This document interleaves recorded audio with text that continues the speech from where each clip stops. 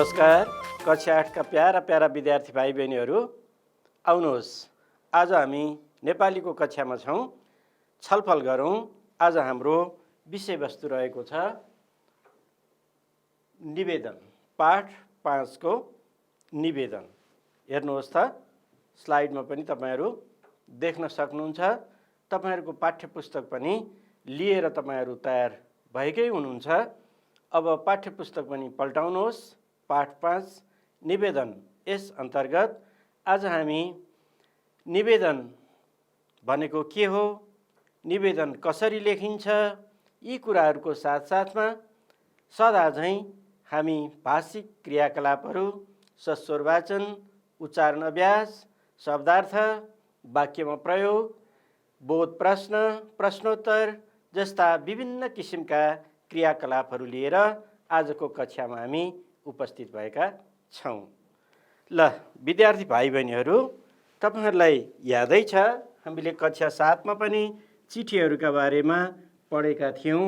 अब हामी निवेदन भनेको के हो, निवेदन भनेको के हो, यस विषयमा अलिकति सानो परिचय गर्छौँ। त्यस पछाडि हामी अरू क्रियाकलापहरूतिर लाग्छौँ। ल निवेदन भनेको के हो, के होला एकचोटि सोच्नुहोस् त। हो, निवेदन पनि चिठी जस्तै चिठीकै एक प्रकार हो। अब निवेदन कुनै काम गर्नको लागि कार्यालय प्रमुखलाई आग्रह गरेर, अनुरोध गरेर लेखिएको हुन्छ, होइन त? यसरी भन्दा चिठी अनौपचारिक किसिमको हुन्छ, व्यक्तिगत कुरासँग सम्बन्धित हुन्छ, भेटघाटसँग कुरासँग सम्बन्धित कुरा हुन्छ, आराम कुशलका कुराहरू हुन्छन्, पारिवारिक कुराहरू हुन्छन्। यसका साथसाथै अन्य कुराहरू पनि लेख्न सकिन्छ। तर चिठी एउटा अनौपचारिक किसिमको ढाँचामा लेखिएको हुन्छ भने निवेदन चाहिँ औपचारिक ढाँचामा, कार्यालयलाई एउटा निश्चित ढाँचामा, एउटा निश्चित तरिकामा लेखिने हुन्छ। अब अलिकति यसैलाई हामी अगाडि बढाउँ। ल अहिले मैले भनेका कुराहरूलाई यहाँहरूले यसरी पनि हेर्न सक्नुहुन्छ। निवेदन भनेको के हो हेर्नुहोस् है त। ल कुनै व्यक्तिले कुनै कार्यालयका मुख्य व्यक्तिलाई सम्बोधन गरी केही काम गरिदिन आग्रह गरी लेखिने पत्रलाई निवेदन भनिन्छ। निवेदन पनि चिठीकै एक प्रकार हो। यो औपचारिक खालको चिठी हो। यसलाई कार्यालय सम्बन्धी चिठी पनि भन्ने गरिन्छ। हामीले चिठीका प्रकारहरू पढेका थियौँ नि। हो, चिठीका प्रकारहरूमध्ये कार्यालय सम्बन्धी चिठी अथवा हामीले व्यक्तिगत चिठी, व्यावसायिक चिठी, अनि कार्यालय सम्बन्धी चिठी अथवा कार्यालय सम्बन्धी निवेदन आदि भनेर पढेका थियौँ। यो अन्तर्गतकै यो एउटा अंश हो। ल अब चाहिँ हामी पाठको क्रियाकलापतिर लाग्छौँ। त्यस पछाडि अरू छलफल गरौँला है त। अब सबैभन्दा पहिला यो हामीलाई जुन दिएको निवेदन छ, त्यो निवेदनको ढाँचा एकचोटि सरसर्ती पढौँ अनि त्यसमा भाषिक क्रियाकलापहरू छलफल गरौँ है त। ल तपाईहरू पनि आफ्नो पाठ्यपुस्तक पल्टाउनुहोस् र हेर्नुहोस्। दिएको निवेदनलाई सस्वर वाचन गरौँ। तपाईहरू पनि तयार हुनुहोस्, पाठ्यपुस्तकमा हेर्नुहोस् र अब हामी सुरु गर्दैछौँ है। जस्तो चिठीको यहाँ माथि सिरानको भागमा दाहिने कुनामा मिति लेखिएको छ 2071 साल 10 महिना 1 गते। अब यतापट्टि सम्बोधन दिएको छ, श्रीमान प्रधानाध्यापक, आदर्श माध्यमिक विद्यालय दिगामकोट गुल्मी। अब त्यस्तै यहाँ विषय राखिएको छ, विषय सिफारिस पाऊँ। यो विषयवस्तु हो, के को लागि यो निवेदन लेखिएको छ त्यसको मुख्य कुरा नै यो विषयमा आउने गर्छ। अब त्यसपछि अर्को ढाँचा हेर्नुहोस् है, महोदय, यसपछि राखिने कुराहरू यो। अब यसलाई वाचन गरौँ। उपर्युक्त विषयमा गोरखापत्रमा प्रकाशित सूचना अनुसार यही माघ 16 गते राष्ट्रिय स्तरको कविता प्रतियोगिता सम्पन्न हुन लागेको कुरा थाहा भयो। नेपालको प्रजातान्त्रिक आन्दोलनमा अविस्मरणीय योगदान दिएका शहीदहरूको सम्मानमा सो कार्यक्रम आयोजना गरिएको रहेछ। विद्यालयका विद्यार्थीहरूको बीचमा हुने उक्त प्रतियोगिताको आयोजना नेपाल प्रज्ञा प्रतिष्ठान कमलादी काठमाडौँले गरेको रहेछ। त्यस प्रतियोगितामा सहभागी हुनका लागि आफूले पढ्दै गरेको विद्यालयको सिफारिस आवश्यक पर्दो रहेछ। भाइ बहिनीहरू, तपाईहरू पनि यसै गरी पढिरहनु भएछ होइन त? अर्को अनुच्छेद पढौँ है। म यस विद्यालयकी एक मेहनती जेहनदार छात्रा हुँ। यस विद्यालयद्वारा सञ्चालित विविध अतिरिक्त क्रियाकलापमा सहभागी भई पुरस्कार पनि प्राप्त गर्दै आइरहेकी छु।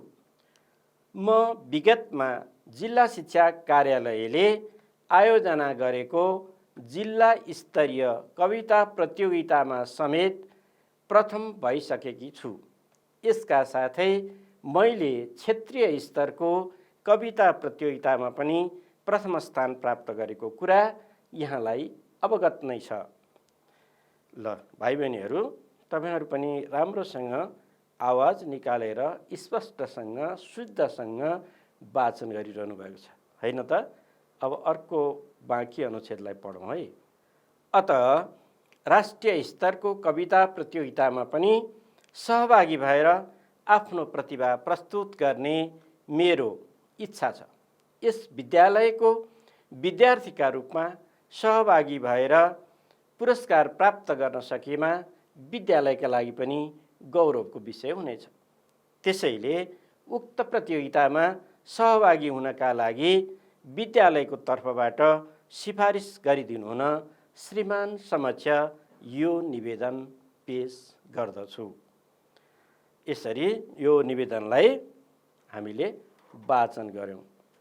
आज्ञाकारी छात्रा तुलसा विश्वकर्मा, कक्षा 8, रोल नम्बर 14।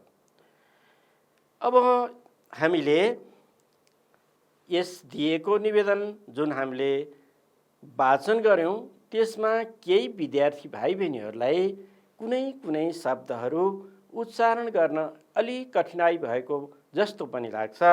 त्यसैले अब हामी उच्चारण अभ्यासतिर लाग्दैछौँ। यहाँ हेर्नुहोस् त, प्रधान अध्यापक दुईटा शब्द मिलेर प्रधानाध्यापक बनेको छ। यसलाई उच्चारण प्रधानाध्यापक। त्यस्तै माध्यमिक होइन, माध्यमिक।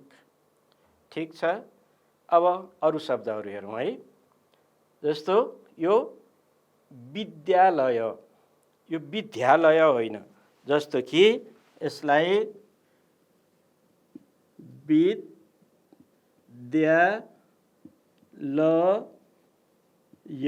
यसरी उच्चारण गर्न सक्छौँ हामी। विद्यालय, यो ध्या होइन। ल फेरि हेर्नुहोस् है। विद्यालय उपर्युक्त। ल त्यस्तै अर्को यो प्रकाशित होइन, प्रकाशित। त्यस्तै राष्ट्रिय। ल यसरी उच्चारण गर्नुहोस्। अब अर्को शब्द हेर्नुहोस्, अविस्मरणीय हो। अविस्मरणीय प्रजातान्त्रिक कार्यक्रम प्रतिष्ठान क्रियाकलाप प्रस्तुत। अहिले भर्खरै हामीले उच्चारण गरेका शब्दहरू एकचोटि तपाईहरू पनि उच्चारण गर्नुहोस् त। ल हेर्नुहोस्, म यहाँ देखाउँदैछु। यी देखाइएका शब्दहरूलाई तपाईहरू भन्दै जानुहोस् है। ल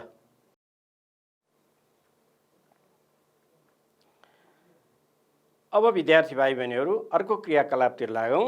हामीलाई यस निवेदनमा प्रयोग भएका केही शब्दहरूको अर्थ अप्ठ्यारो पनि लागेको हुनसक्छ। त्यसैले ती शब्दको अर्थबोध पनि हामी अहिले गर्दैछौँ।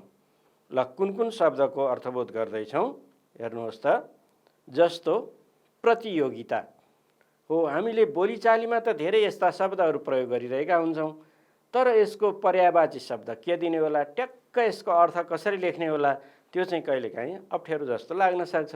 ल भन्नुहोस् त भाइ बहिनीहरू, प्रतियोगिता शब्दको अर्थ के हुन्छ? लेख्नुभयो, सोच्नुभयो? हो, प्रतियोगिताको अर्थ हुन्छ प्रतिस्पर्धा। ठिक छ, अब हामी अर्को शब्दतिर लागौँ, सम्पन्न। ल हेर्नुहोस् त, सम्पन्न यो अनेकार्थी शब्द, यसको अर्थ के हुनसक्छ होला? एउटा सम्पन्न भनेको धनी समृद्धशाली पनि हुनसक्छ।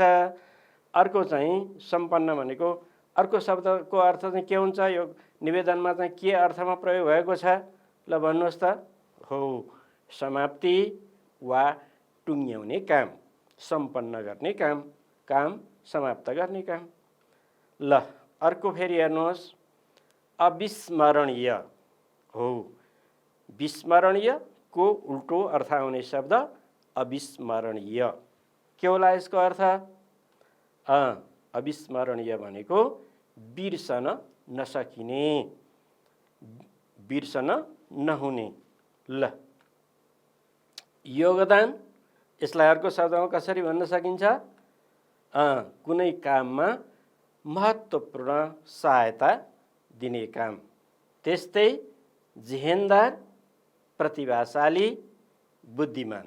अब हामीले यी शब्दहरूको अर्थ केही बोध गऱ्यौँ। अझै केही शब्दहरू अप्ठ्यारो लागेको छ, हुन्छ। अब हामी ती शब्दहरूमा पनि छलफल गरौँ, तिनको अर्थ के हुनसक्छ होला। शहीद। ल शहीद हामी धेरै प्रयोग गरिरहेको शब्द, देशको भलाइका लागि जीवन अर्पण गर्ने व्यक्ति। अर्को शब्द सिफारिस, विषय नै यहाँ सिफारिस पाउँथ्यो होइन? सिफारिसको अर्थ के रहेछ? लिखित वा मौखिक अनुमोदन वा कार्य सम्पादनका लागि गरिने अनुरोध। त्यो लिखित पनि हुनसक्छ, मौखिक पनि हुनसक्छ, तर कार्यालय सम्बन्धी कार्य प्रयोजनका लागि लिखितै गर्ने प्रचलन छ। अब अर्को शब्द हेर्नुहोस्, विगत। विगतको अर्थ बितेको समय वा अतीत। त्यस्तै अवगत, अवगत भयो होला भनेर हामी भन्ने गर्छौँ। अवगतको अर्थ के रहेछ? जानकारी। त्यस्तै गौरव, गौरव शब्दको अर्थ हो इज्जत, मान, प्रतिष्ठा। ल अब हामीले केही अर्थ लाउन कठिन हुने केही शब्दहरूको पनि शब्दार्थ सम्बन्धी अभ्यास गऱ्यौँ। अब चाहिँ केही शब्दहरूलाई राखेर वाक्यमा प्रयोग गर्ने तरिका सिकौँ है त। ल अब वाक्यमा प्रयोग सम्बन्धी अभ्यास। ल म केही शब्दहरू दिन्छु, ती शब्दहरूलाई तपाईँहरू पनि वाक्य बनाउने प्रयास गर्नुहोस्, अर्थ खुल्ने गरी वाक्य बनाऊ है। जस्तो आन्दोलन, हामीले शब्दहरू त सुनिरहेका हुन्छौँ, तर वाक्यमा प्रयोग गर्न कहिलेकाहीँ कठिनाइ पनि हुनसक्छ। ल हेर्नुहोस् त, तपाईँहरू पनि सोच्नुहोस् त, आन्दोलन शब्द राखेर कस्तो वाक्य बनाउन सकिन्छ? यसका अनगिन्ती वाक्यहरू हुन सक्छन्। जस्तो उदाहरणका लागि, देशमा बेला बेलामा सामाजिक राजनीतिक आन्दोलनहरू भइरहन्छन्। ल त्यस्तै गरी अर्को शब्दलाई पनि अर्थ खुल्ने गरी वाक्यमा प्रयोग गरौँ। प्रतियोगिता शब्द छ। ल तपाईहरू पनि सोच्नुहोस् त, हिजो भएको कविता प्रतियोगितामा भाइ प्रथम भयो। ल अर्को आयोजना। आयोजना शब्द हेर्नुहोस् त। ल यसको वाक्यमा प्रयोग कसरी गर्ने? साहित्यिक सङ्घ संस्थाहरूले साहित्यिक कार्यक्रमको आयोजना गर्ने गर्छन्। ल ठिक छ। अब यस्तै गरी अब धेरै शब्दहरू छैनन्, नमुनाका लागि मात्रै केही शब्दहरू राखिएको छ। अब अर्को छ प्रतिभा शब्द। ल यसलाई वाक्य बनाउँदा प्रतिभा व्यक्तिभित्र लुकेर रहेको हुन्छ अथवा प्रत्येक व्यक्तिमा कुनै न कुनै प्रतिभा रहेको हुन्छ। यस्ता अनगिन्ती वाक्यहरू बनाउन सक्छौँ। अब अर्को हेरौँ, सहभागी हो। अब यसको दिदी हिजोदेखि कम्प्युटर तालिममा सहभागी हुनुभयो। अब एउटा छ गौरव।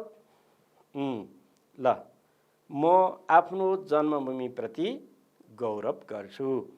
भाइ बहिनीहरू, यस्तै गरी अन्य शब्दलाई पनि अर्थ खुल्ने गरी वाक्यमा प्रयोग गर्ने अभ्यास गर्नुहोस् है त। अब हामी अर्को क्रियाकलापतिर लाग्छौँ। अब पठनबोध अभ्यास। मैले एउटा अनुच्छेद लिएको छु, यही निवेदनभित्रको अनुच्छेद।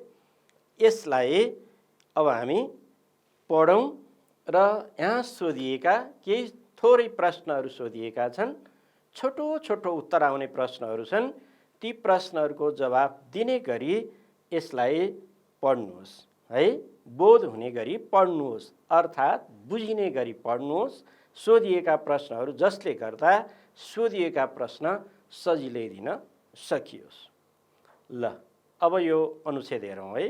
गोरखापत्रमा प्रकाशित सूचना अनुसार यही माघ 16 गते राष्ट्रिय स्तरको कविता प्रतियोगिता सम्पन्न हुन लागेको कुरा थाहा भयो। नेपालको प्रजातान्त्रिक आन्दोलनमा अविस्मरणीय योगदान दिएका शहीदहरूको सम्मानमा सो कार्यक्रम आयोजना गरिएको रहेछ। विद्यालय तहका विद्यार्थीहरूको बीचमा हुने उक्त प्रतियोगिताको आयोजना नेपाल प्रज्ञा प्रतिष्ठान कमलादि काठमाडौँले गरेको रहेछ। त्यस प्रतियोगितामा सहभागी हुनका लागि आफूले पढ्दै गरेको विद्यालयको सिफारिस आवश्यक पर्दो रहेछ। ल यससँग सम्बन्धित अब केही प्रश्नहरू छन्, हेर्नुहोस् है। अब ती प्रश्नहरू यस प्रकार छन्। सूचना अनुसार कविता प्रतियोगिता कहिले सम्पन्न हुन लागेको छ? सम्झिनुभयो होला अघि पढेको पाठको आधारमा। यो प्रतियोगिता कुन स्तरको हो? त्यस्तै अर्को प्रश्न छ, यो कविता प्रतियोगिता कसको सम्मानमा हुन लागेको हो? अर्को प्रश्न, प्रतियोगिता कस कसका बीचमा सम्पन्न हुँदैछ? प्रतियोगिताको आयोजना कसले गरेको हो? ल यी प्रश्नको जवाब सम्झनुहोस् त। सम्झनुभयो? ल त्यसो भए तपाईहरूले यो प्रश्नको जवाब के लेख्नुभयो अथवा यो प्रश्नको जवाब कसरी दिने सोच बनाइरहनु भएको छ। सूचना अनुसार कविता प्रतियोगिता कहिले सम्पन्न हुन लागेको छ? भाइ बहिनीहरूले सोचेको ठिक छ। गोरखापत्रमा प्रकाशित सूचना अनुसार कविता प्रतियोगिता यही माघ 16 गते सम्पन्न हुन लागेको छ। अब दोस्रो प्रश्न के थियो रे? हो यो प्रतियोगिता कुन स्तरको? सम्झिनुभयो, यो प्रतियोगिता राष्ट्रिय स्तरको हो। ठिक छ विद्यार्थी भाइ बहिनीहरूले सोचेको पनि। अब त्यस्तै यो कविता प्रतियोगिता कसको सम्मानमा हुन लागेको? यो कविता प्रतियोगिता नेपालको प्रजातान्त्रिक आन्दोलनमा अविस्मरणीय योगदान दिएका शहीदहरूको सम्मानमा हुन लागेको हो। अब अर्को हेर्नुहोस्, प्रतियोगिता कस कसका बीचमा सम्पन्न हुँदैछ? प्रतियोगिता विद्यालय तहका विद्यार्थीहरूका बीचमा सम्पन्न हुँदैछ। अब एउटै मात्रै प्रश्न छ, प्रतियोगिताको आयोजना कसले गरेको हो?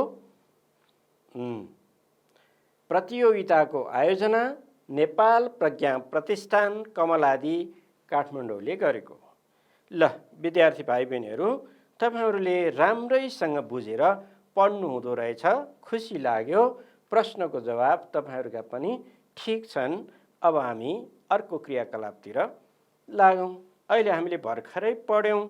यो पढेकोबाट चिठी र निवेदनमा केही भिन्नताहरू छन्, त्यसलाई केलाउन सक्यौँ भने निवेदन र चिठीमा अन्तर थाहा पाउन सक्छौँ र निवेदनलाई यथार्थपरक ढङ्गले कसरी लेखिनुपर्ने हो सही ढाँचामा निवेदन लेख्न सक्छौँ है त। ल अलिकति यो छलफलको लागि मात्रै केही सबै यहाँ व्यापक विस्तार रूपमा छलफल गरिँदैन, यहाँ संक्षेपमा मात्रै चिठी र निवेदनका बीचमा के भिन्नता छ यसलाई औँल्याउने मात्र कोसिस गरिएको छ है तपाईँ विद्यार्थी भाइ बहिनीहरू।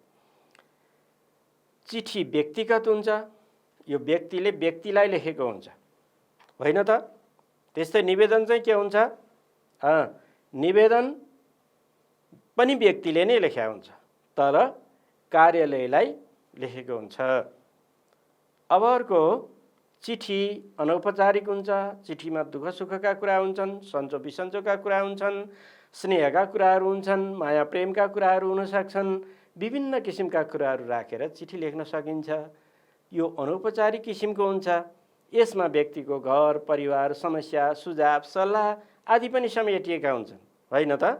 तर निवेदनमा त्यसरी ती सबै किसिमका सबै प्रकारका कुराहरू राख्न सकिँदैन। निवेदनमा त जुन निश्चित तोकिएको विषयवस्तु हो त्यो विषयवस्तुको परिधिभित्र ढाँचाभित्र रहेर मात्रै हामीले लेख्न सक्छौँ। त्यसैले निवेदनमा कुनै खास काम वा प्रयोजनका लागि लेखिएको हुन्छ।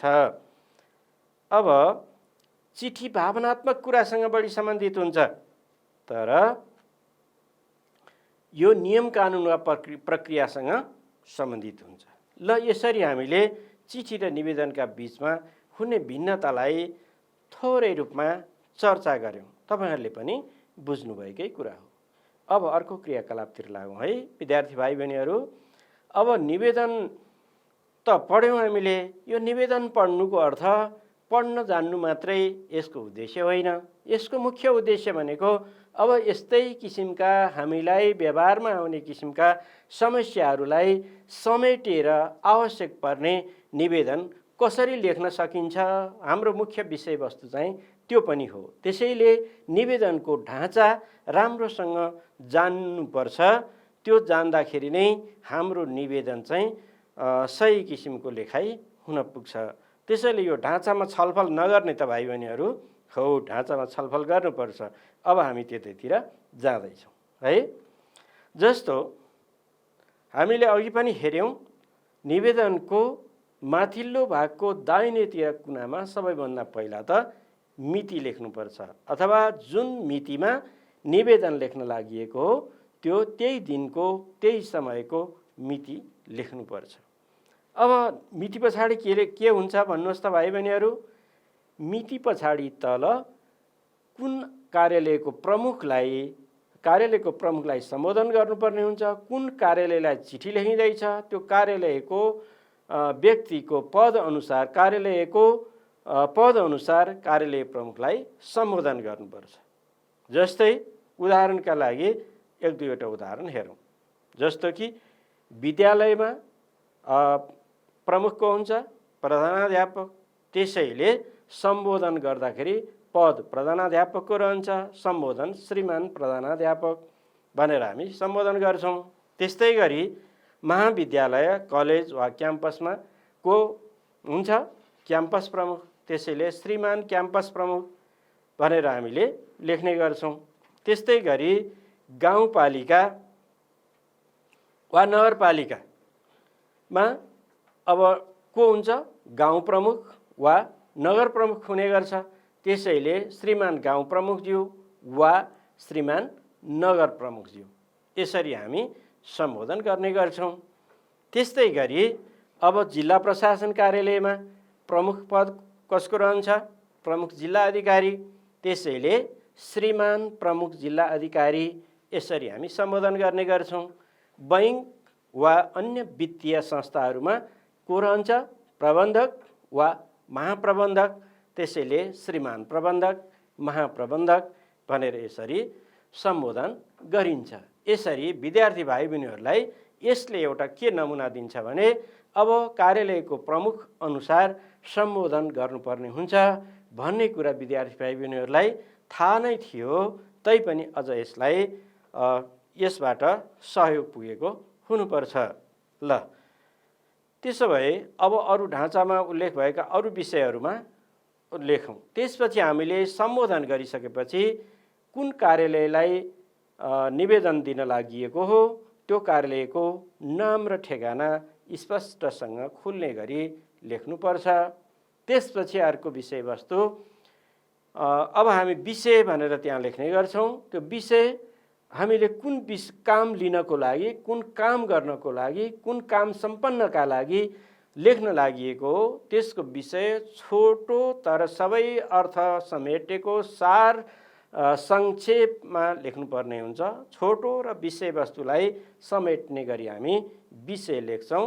त्यसपछि त्यहाँ महोदय लेखिन्छ। त्यसपछि निवेदनको बेहोरा लेख्दा विशेषतः 3वटा निवेदन लेख्नुपर्नको कारण, अनि त्यसबाट हुने लाभ अथवा त्यसबाट पुग्ने फाइदा, अनि त्यस सम्पन्न गर्नको लागि कस्तो आशयको चाहिने हो सिफारिस वा निवेदन, के खोजिएको कुरा हो अथवा कुन काम सम्पन्न गर्नको लागि खोजिएको हो त्योसँग सम्बन्धित भएर अन्तिम टुङ्ग्याउनी गर्नुपर्छ। यसरी 3वटा भागहरू राखेर यो निवेदनको बेहोरा लेखिन्छ। अब त्यसपछि लेखिसकेपछि अन्तिममा निवेदकको नाम अनि ठेगाना लेखेर यसरी निवेदन टुङ्ग्याउन सकिन्छ। त्यसो भए विद्यार्थी भाइ बहिनीहरू, एउटा नमुना नै हेर्ने हो कि त? जस्तो विद्यालयको पुस्तकालयमा नियमित रूपमा पत्र पत्रिका उपलब्ध गराइदिन अनुरोध गरी विद्यालयका प्रधानाध्यापकलाई निवेदन लेख्नुहोस्। ल, यो प्रश्नमा आधारित भएर एउटा ढाँचा नै प्रस्तुत गरौँ न त, हुन्न? म यसका लागि मैले तयार गरेको छु एउटा सामान्य ढाँचा, त्यसलाई हेरौँ। तपाईहरुलाई पनि यसबाट सहयोग पुग्छ है। म प्रस्तुत गर्दैछु यो निवेदनको ढाँचा यो प्रश्नमा आधारित रहेर। जस्तै अघि हामीले भनेको कुरा यहाँ अनुसरण गरेका छौँ हामीले। मिति 2077-7-23, श्रीमान प्रधानाध्यापक, आदर्श माध्यमिक विद्यालय, सानोठिमी, भक्तपुर। विषय पत्र पत्रिका नियमित उपलब्ध गराइपाऊँ। अब हेर्नुहोस् त महोदय, अब निवेदनको बेहोरा यसरी हेर्नुहोस्। प्रस्तुत सम्बन्धमा हिजो आज विद्यालयको पुस्तकालयमा नियमित रूपमा पत्र पत्रिका उपलब्ध भइरहेका छैनन्। पत्र पत्रिका पनि विभिन्न जानकारी दिने माध्यम हुन्। बाल पत्रिकाहरू त बाल बालिकाहरूका लागि प्रेरणाका स्रोत नै हुन्। कक्षा खाली भएको समयमा पुस्तकालयमा गएर पढ्न पाउँदा समयको सदुपयोग पनि हुन्छ। विद्यालयलाई पनि शिक्षक अनुपस्थित भएर वा अन्य कारणले कक्षा सञ्चालन हुन नसकेको बेलामा पनि पुस्तकालयमा पढ्न पठाइदिँदा सजिलो पर्छ। विद्यार्थीहरूमा पठन सिप संस्कृतिको विकासका लागि पनि यसो गर्नु आवश्यक छ। यो पहिलो हामीले कारण लेख्यौँ। अब दोस्रोमा हेर्नुहोस् त सम्भावना के छ, सम्भाव्यता यसको यो पुस्तकालय सञ्चालनको। विद्यालयमा पुस्तकालय त छ तर यो नियमित रूपमा खुलिरहेको छैन। विभिन्न पत्र पत्रिका र अन्य पुस्तकहरू बसेर पढ्ने ठाउँ पनि साँघुरो छ। पुस्तकालयसँगै गाँसिएको कोठा खाली पनि छ। सायद विद्यालयले पनि यसलाई पठन कक्षको रूपमा प्रयोग गर्ने सोच बनाएको हुनुपर्छ। तसर्थ त्यस कोठामा मेज टेबिलको व्यवस्था मिलाई पठन कक्षको रूपमा विकास गर्नु उपयुक्त हुनेछ। हिजो आज पुस्तकालयमा गोरखापत्र बाहेक अन्य पत्र पत्रिका नियमित रूपमा आएको छैन, देखिएको छैन। साप्ताहिक, पाक्षिक तथा मासिक रूपमा प्रकाशन हुने बाल पत्रिका तथा अन्य पत्रिकालाई नियमित उपलब्ध गराउन सके हामी बालबालिका लाभान्वित हुने थियौँ। हाम्रो ज्ञानको क्षितिज फराकिलो हुने थियो। ल, यसरी यो सञ्चालन हुने सम्भावना र फाइदाका कुराहरू हामीले यहाँ लेखेका छौँ। अब त्यस्तै अर्को अनुच्छेद अन्तिम वा समापन टुङ्ग्याउने अनुच्छेदलाई हामी यसरी लेख्न सक्छौँ। अतः पुस्तकालयमा बसेर खाली भएको घन्टी वा अन्य फुर्सदको समयमा पढ्ने हाम्रो उच्च अभिलाषा छ। हामी बालबालिकाको यस इच्छालाई परिपूर्ति गर्दा विद्यालयको गौरवमा पनि वृद्धि हुनेछ। यसले हाम्रो पढाइमा पनि सहयोग पुर्याउँछ। यसका अतिरिक्त विभिन्न प्रतियोगितामा भाग लिई सफल हुन पनि मद्दत पुग्छ। अतः पुस्तकालयमा नियमित पत्र पत्रिका उपलब्ध गराई पढ्ने व्यवस्था मिलाइदिनु हुन श्रीमान समक्ष यो निवेदन पेश गरेको छु। अब यो निवेदन कसले पेश गरेको छ? आज्ञाकारी छात्र सोमनाथ लुइटेल, कक्षा 8, रोल नम्बर 1।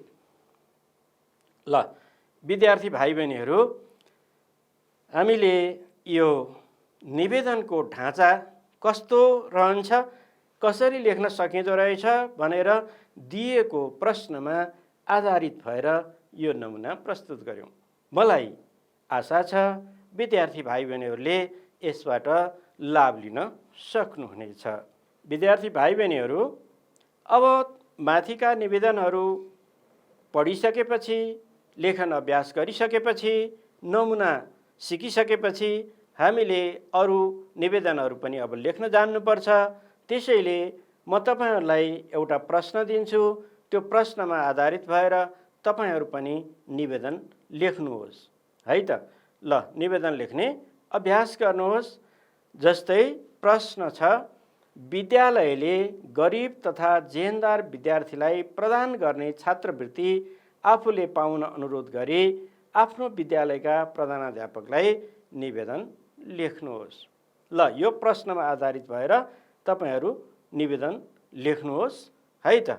ल आज हाम्रो यो रमाइलो छलफल यही समाप्त भएको छ। फेरि अर्को कक्षामा भेटघाट गरौँला। हस्, नमस्कार।